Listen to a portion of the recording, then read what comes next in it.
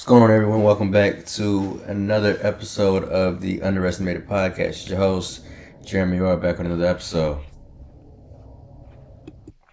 And in today's episode, I'm going to be talking about something that has truly bothered and disgusted me ever since it happened in regards to the NBA, more specifically the Minnesota Timberwolves. Now, this was reported on October 3rd of 2024, last year. So this is a trade where the New York Knicks acquired Karl-Anthony Towns in a 3-team trade. I'm trying to get all of... Okay, so in this trade, the Knicks received Karl-Anthony Towns and draft rights to James Nagy via the Hornets. Timberwolves received Julius Randle, Dante DiVincenzo, Keita Bates-Diop, and a future first-round pick from the Knicks via the Pistons. And the Hornets were also involved in this deal, receiving Charlie Brown from the Knicks, Daquan Jeffrey from the Knicks, Dwayne Washington Jr. from the Knicks, and 2 future second-round picks from the Knicks, while also receiving a 2025 second-round pick via the Timberwolves and cash considerations. Now, I truly have a hard time trying to figure out why the Timberwolves traded Karl-Anthony Towns, but not just why they traded Karl-Anthony Towns. Why would you trade Karl-Anthony Towns instead of Rudy Gobert? Now, I get it. I mean, the tough thing about having a super team nowadays is the fact that this whole new second apron thing, and I don't get into all that finance stuff, so I truly don't understand it myself, but I do know it's kind of the saving grace as to what's stopping teams from not just building super teams, but keeping them together for a long period of time, right? So I do know that they had to make a decision, right? Obviously, they wasn't going to let go of Anthony Edwards. Was it going to be really, that was it. You had to make a decision between Cat and Rudy, and ultimately they chose Rudy. Why? I honestly don't know. I truly think that Rudy should have been the one sacrificing that deal. I understand he's like a 3-time defensive player of the year, but I just don't see why you would break up the duo between Cat and Anthony Edwards. Not just that, but you got Julius Randle in the deal. Now, all things considered, I would have much rather have had Cat, Ant, and Julius Randle as opposed to what they have now in Minnesota being Anthony Edwards, Julius Randle, and Rudy. No. In regards to Cat, we're talking about someone who averaged, since being drafted by Minnesota number 1 in 2015, 23 points, a block, a steal, 3 assists, 11 boards, while shooting 84% from the free throw line, 40% from 3, 52% from the field altogether, and has played about 600 games throughout his 10-year career. Why do you trade that? Now let's get into Rudy. In regards to Rudy, we're talking about someone who's averaged 13 points, 2 blocks, roughly a steal, 1 assist, 12 rebounds, 60% from the free throw line, and about 65% from the field.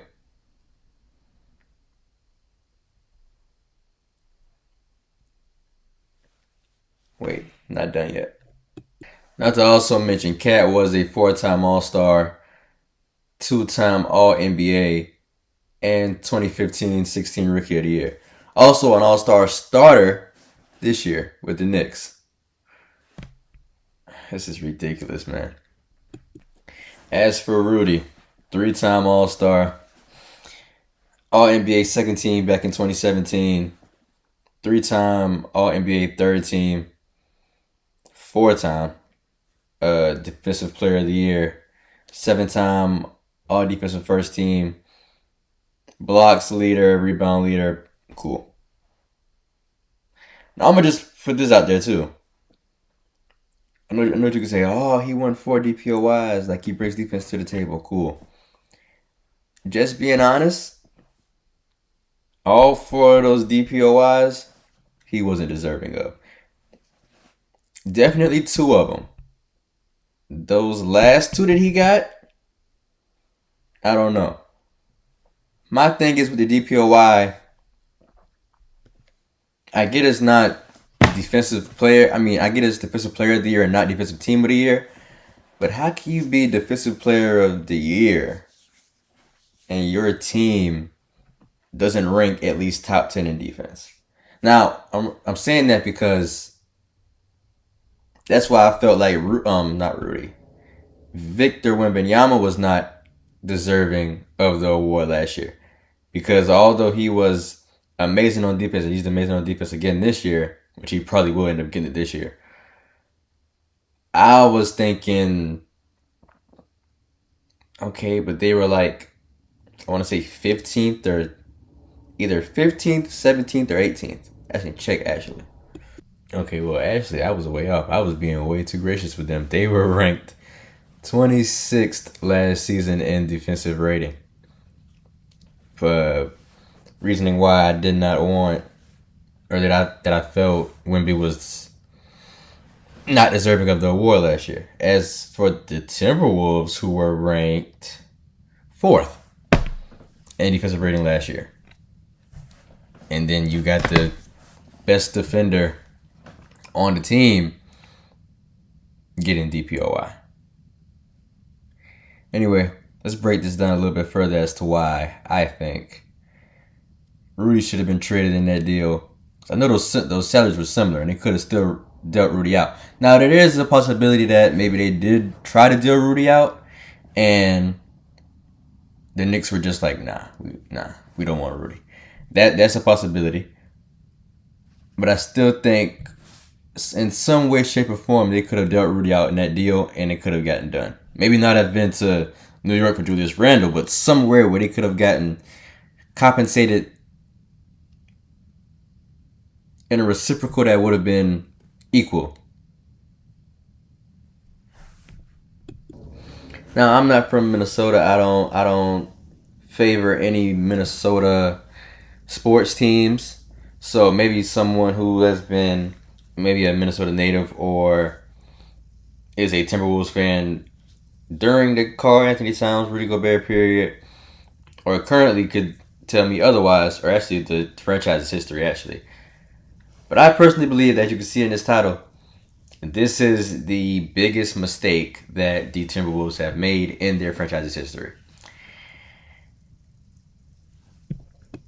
And by the end of this, I should be able to convince you exactly why moving on from Cat would leave the Wolves in NBA purgatory for years to come. So let's start talking about how Karl-Anthony Towns and why he's so valuable to this team. Or just valuables altogether. So Cat isn't just any big man, right? He's one of the most versatile bigs the NBA has ever seen. His ability to shoot from the 3, dominate in the post, and even create his own shot is rare, especially for a player his size. Cat's, 7'1", 7 foot. Towns has a career 40% three-point percentage, and a number most guards would envy. And even his consistency has proven he can score at all 3 levels. So in today's NBA, where versatility and floor spacing is crucial, a player like Towns is a perfect fit for the offense that Minnesota was running. So he's not just a great scorer, he can also pass at an excellent rate, and someone who can keep defenses guessing. So simply put it, Cat is a modern big man who perfectly complements the league's evolution towards pace, space, and skill. Moving on from him would be a massive step backward.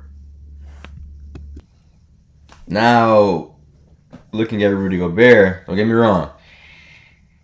Gobert is an elite defender, right? We know that. Like I just said, 4-time Defensive Player of the Year. And he's that for a reason, right? And his ability to protect the rim, it's, you could say unmatched. I mean, with what Wemby's doing right now, it's pretty matchable.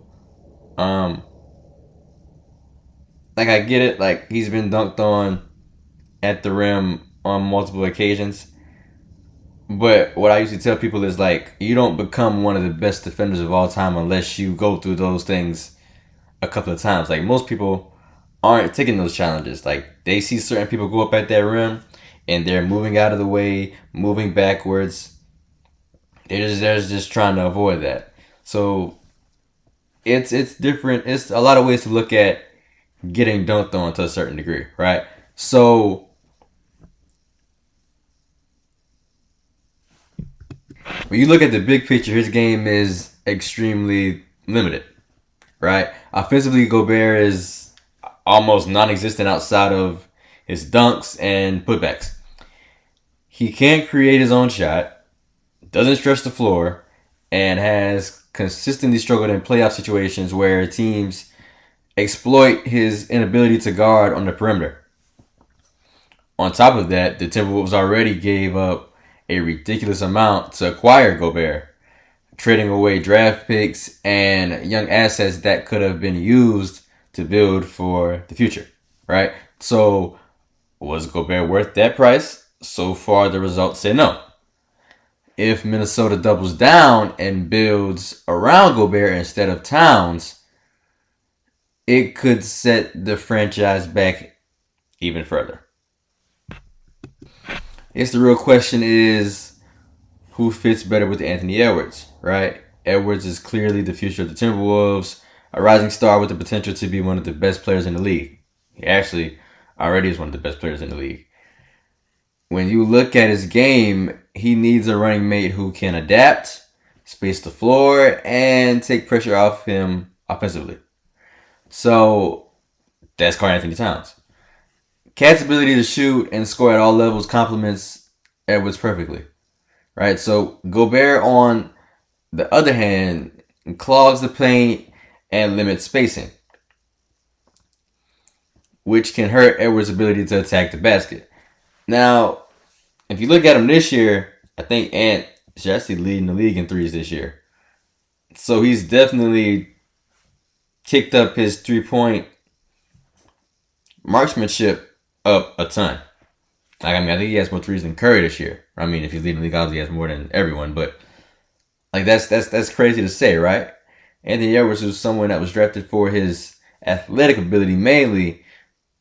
Currently has more threes than Steph Curry in his, I think this is year 4 or 5 for Ant. And like I said, I thought him and Cat were a great tandem together. Like if you think about it, right? Like I just said about him shooting the 3-ball this year. You add that on to Cat being an already amazing and solidified 3-point shooter. With the threes that Ant has been able to make this year, you add Cat onto that. Like, how do you guard that team? But no, he's in New York doing it in the Big Apple. Like, come on. And so, keeping Gobert over Cat it kind of forced Minnesota to lean on a player who doesn't fit the modern NBA or maximizes Anthony Edwards' potential. It's a recipe for a disaster, honestly. Now let's take a step back and look at history.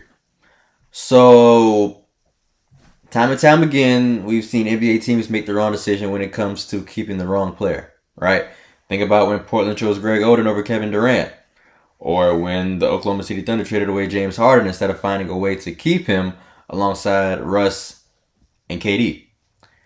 These are decisions that haunt franchises for decades, and Minnesota is no stranger to this kind of mistake. Remember the same team that passed on Steph Curry not once, but twice, and ultimately traded away Kevin Garnett, one of the greatest players in NBA history. Trading Karl-Anthony Towns instead of Rudy Gobert could easily be added to that long list of missteps. Now, with Karl-Anthony Towns being gone, the consequences could be simply devastating. In the short term, they'll lose their most skilled offensive big man, someone who can carry the scoring load and create matchup nightmares for opposing defenses. In the long term, they'll be stuck with Gobert's declining game, no flexibility to rebuild, and a frustrated Anthony Edwards who might eventually look to leave. It's a move that could doom the Timberwolves to years for mediocrity or worse, irrelevance. And so simply to bring this down into a nutshell, trading Karl-Anthony Towns instead of Rudy Gobert was a monumental mistake for the Minnesota Timberwolves. KAT's unique skill set, his fit with Anthony Edwards, and his value in the modern NBA make him pretty much irreplaceable. And so Gobert is a great defender, but his limitations make him the wrong choice to build around, alongside Anthony Edwards. The Timberwolves have a chance to avoid making yet another franchise-altering mistake later on down the line, but them choosing to trade KAT over Rudy Gobert could eventually become something that they may regret forever. Now, how about we take a dive into how things are currently constructed for both sides, right? So, the Knicks are currently one of the best teams in the NBA still. Just now with the addition of Karl-Anthony Towns being one of their players, like I already mentioned. He's an all-star starter this year alongside Jalen Brunson. Also, don't agree with that. I think LaMelo Ball should be an all-star starter as opposed to Jalen Brunson. Now, KAT, I agree with. Not Jalen Brunson. But the Knicks are 32-16 this season, while the Timberwolves are 26-21. Now, granted, that has them as the 7th seed in the Western Conference. But you see just how that little tweak, well, big tweak if you ask me, but maybe some may regard it as a small tweak, how that dropped them. I think they were the 2nd seed last season. So what, five spots? Now we're still in January, so they still have 3 months to put it together. I don't think it's gonna happen though. Now, obviously, with the way that things are constructed nowadays with the playoffs, even with them being 7, a few years ago, that guarantees you a playoff spot. In today's NBA, that does not. That is a play-in spot. So they would be a play-in tournament team if the season were to end today. So you go from the Western Conference Finals last year to a play-in team. And an offseason change in which you traded Karl-Anthony Towns instead of Rudy Gobert. I just don't understand it. So for the Knicks currently rank 4th in the NBA in points per game as a team with 118 points per game. Now, Karl Anthony Towns joined an already stacked Knicks team.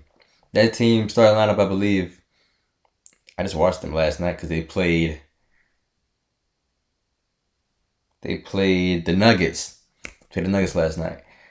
So I think it was Jalen Brunson, Josh Hart, OG Anunoby, Cat obviously, and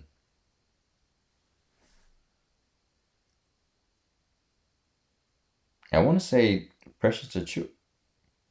Either Precious Achua or Miles McBride. Anyway, now as far as the Timberwolves are concerned, they are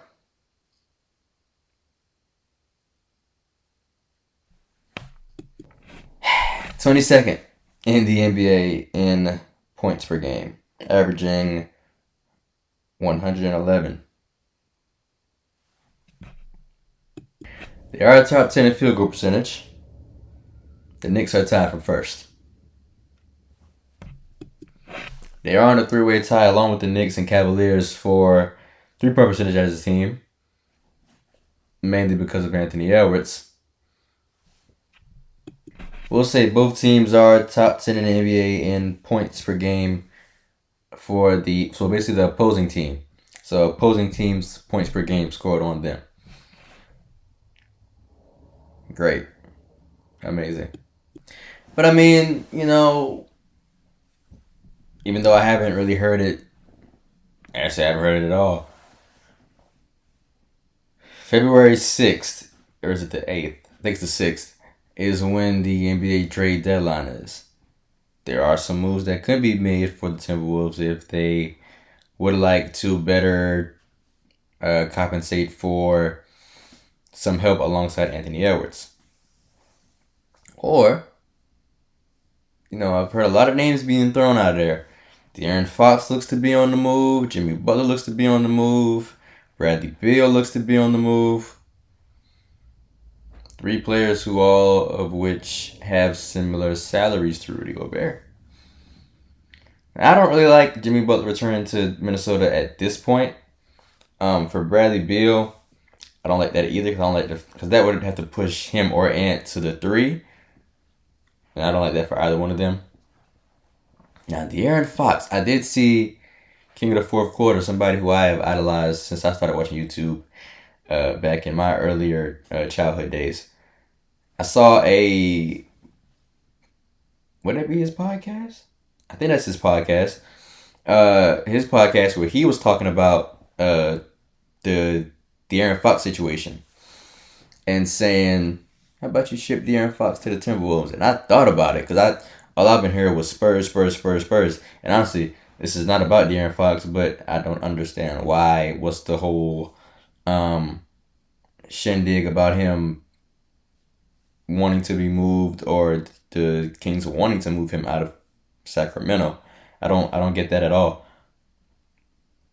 I could understand the move to San Antonio because then that would actually, I don't know if Chris Paul would like that very much. That would push him back to being a backup point guard like he was to a certain degree in Golden State behind Steph Curry, as opposed to him now being the starter, currently in San Antonio alongside Wemby.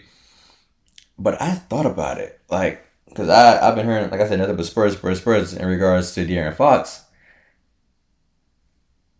But could you imagine De'Aaron Fox alongside Anthony Edwards? Like that's just crazy. And I think at this point in his career, I'm not sure if he'd like it very much or would be willing to do so. But, or it could be part of that deal as well. Mike Conley. Mike Conley would probably end up being the backup point guard, but I don't understand why he's been in the G League for most of the season. Rob Dillingham is more than ready to be a rotational player in that offense, in that team. And it could be a backup point guard to De'Aaron Fox if he's dealt there.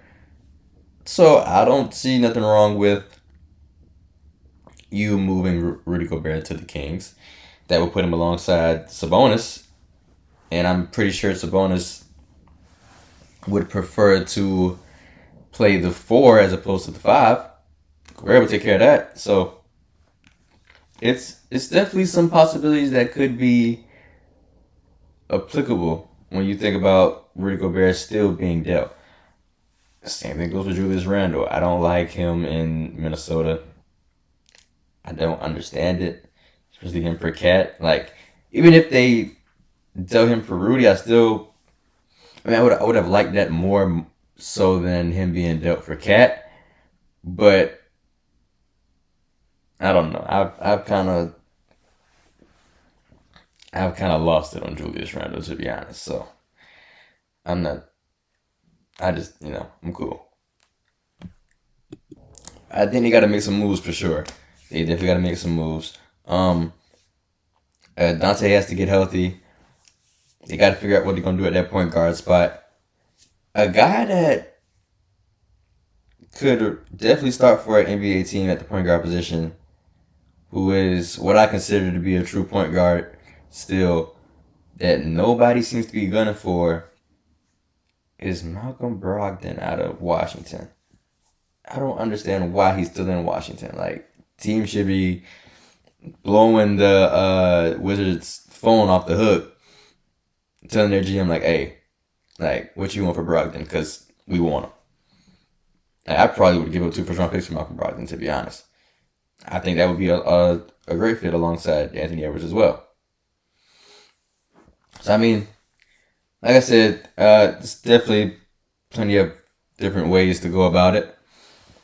Um, this was a very opinionative thing, and yeah, I think that's all I got. We're gonna see how this thing unfolds. I mean, obviously, this is just not even a full season of it yet, so it's still very much time that has to be allotted until we can give a full verdict on whether it was the biggest mistake or one of the biggest mistakes in Timberwolves history. But I already think it is them doing it, you know, simply as is. But that is going to be it from me. I appreciate y'all for tuning in. If you haven't already, go check any of the past 30. I think this is episode 35. So if you haven't, go check the past 34. And always remember, don't forget to like, comment, share, and subscribe. Tell your mama, your grandma, your aunt, your pet lizard, whoever. Always remember, don't underestimate, appreciate, and let me know what you think. Like, let me know in the comments what y'all think about this whole thing. How y'all feel about it. Like I said, if you're a Minnesota native or a Timberwolves fan now or have been, for quite some time, let me know. And without further ado, come.